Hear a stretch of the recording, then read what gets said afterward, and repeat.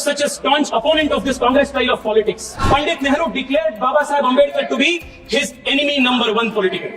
I heard my opponents from the Communist Party state that the RSS was against the Ambedkar and Ambedkar's constitution. There cannot be anything farther from truth than that assertion. Not once, but 2 times, Baba Saheb Ambedkar's electoral chances was thwarted by the Congress and the Communists working together. And Savitri Ambedkar, in her book Reminiscences of My Life with Ambedkar, notes that S.A. Dange, upon the instructions of Pandit Nehru, worked overtime to defeat Ambedkar in both the by-elections. What was the pervert brand of secularism that the Congress party trusted on this country? A Muslim could be Muslim, a Christian could be Christian, but a Hindu had to be secular.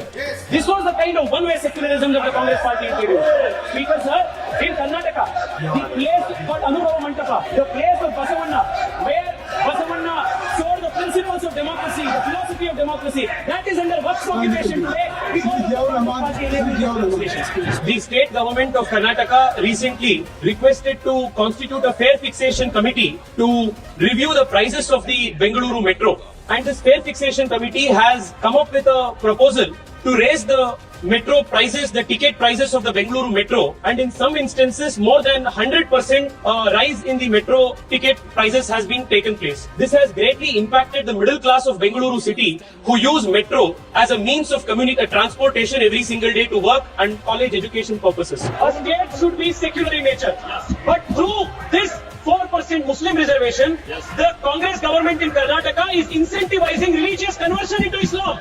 And a secular state cannot take such measures. The central government has banned PFI and KFD. और जो बेकार बैठे हैं PFI के KFD के लोग, उनको इस कॉन्ट्रैक्ट से काम देने के लिए कांग्रेस सरकार ने ये काम कर रहे हैं. This should be rolled back. इसके खिलाफ कानून लेकर आना है madam. The leader of the opposition is using and coining the word surrender and surrender. मैं आपको बताना चाहता हूँ, Narendra Modi ji is the defender of India. And you are the surrendering forces of the country. To sell the 400 acres forest land to build an IT park in Karnataka under the pressure of the Congress leadership, more specifically the former MP of Wayanad and the present MP of Wayanad, Karnataka government is considering opening Bandipur forest for night traffic, for traffic coming from Kerala, affecting the sensitive ecological forest area of Bandipur in Karnataka. I urge you, through you, Madam Minister of Environment and Forests, to immediately take cognizance of this attack on the forest land in Telangana, in Hyderabad and in Karnataka and prevent this destruction of our ecology. The lesson the country needs to learn today is that the country cannot place religion above the republic. The speeches of Asaduddin Owaisi ji and other members of the opposition made only one point, that they will always place, this was their assertion, that they will always place mazhab over Desh. I want to tell them that this generation and the future generation of the country have learned its lessons from the past. Desh will always be above mazhab, and this is the resolve of this country. पिछले कुछ सालों से देश में ultra processing food का consumption बहुत बढ़ रहा है. विशेष रूप में जो इंस्टेंट नूडल्स होता है, स्वीट एंड बीवरेजेस होता है, सोडास होता है, बच्चों बहुत ज्यादा पी रहे हैं. And this is resulting in a health epidemic. Obesity ज्यादा हो रहा है देश में. टाइप 2 डायबिटीज हो, कार्डियोवैस्कुलर डिसीजेस हो, ये बढ़ रहा है. और नेशनल हेल्थ सर्वे और नेशनल इकोनॉमिक सर्वे में 2025 में भी रिपोर्टेड है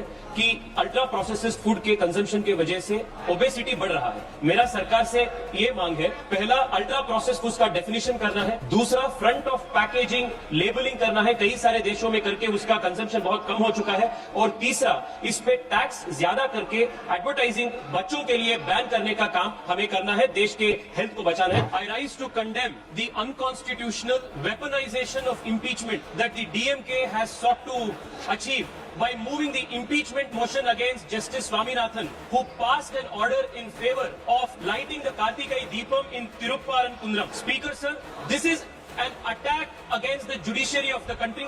It is an attack on the impartiality of the judges. The DMK government, supported by the India Alliance and the Congress, is trying to weaponize impeachment as a method to silence the judiciary. This not only shows their anti-Hindu sentiments, but it also displays their contempt for the independence of the judiciary. Speaker sir, even earlier, during the emergency, the Congress party had superseded the appointment of the judges and had violated the sacrosanct principle of impartiality of judiciary. By moving this impeachment motion against the judge who has passed a reasonable order, this is a further attack on the independence of the judiciary. We request that the impeachment motion must be summarily dismissed and the country should take note of this anti-Hindu and anti-judiciary instance of the DMK and the Congress party.